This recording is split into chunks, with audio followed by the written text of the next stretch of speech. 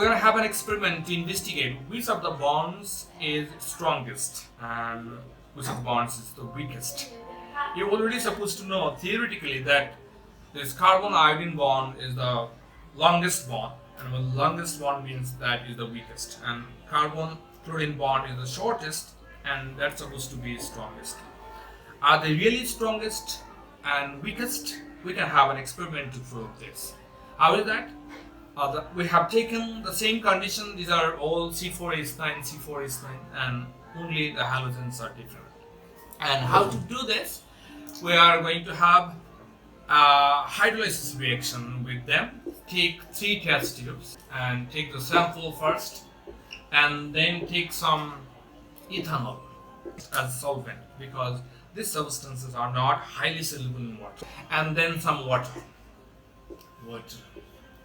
There would be aqueous hydrolysis of water, and then we take silver nitrate, and this silver nitrate would be aqueous silver nitrate. That I write here, silver nitrate.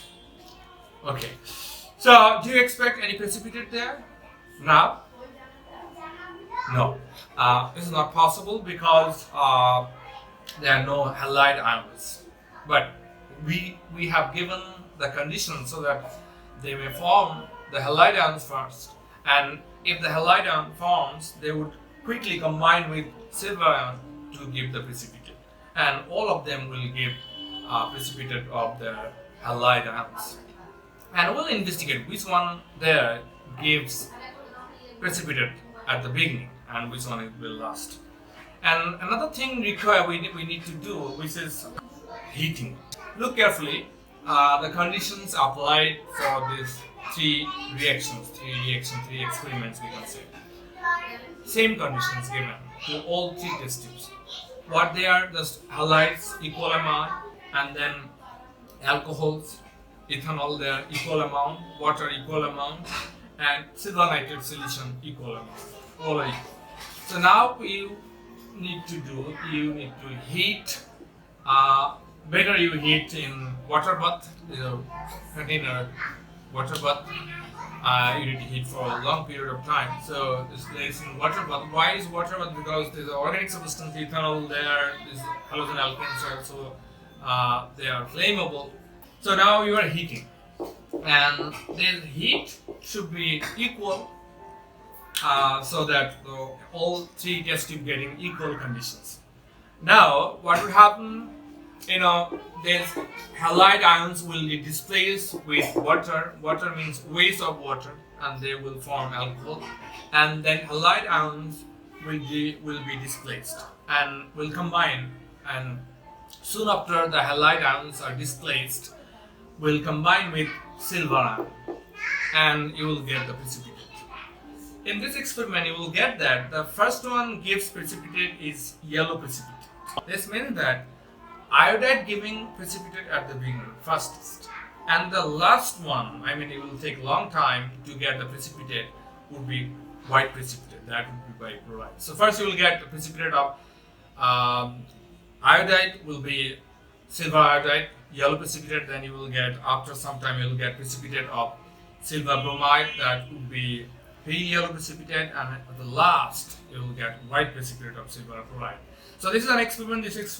This experiment proves that the first one hydrolyzes at fastest rate, and the last one hydrolyzes at the lastest rate, and slowly. This is how you can describe the experiment to prove that the bonds, carbon halogen bonds strength. Experiment to prove the strength of the bond, carbon halogen. When you get same halide, suppose just iodide present in 3 different halides. And look here, these all are iodalkene. So here not bromine or, but do you think their hydrolysis will be at the same rate?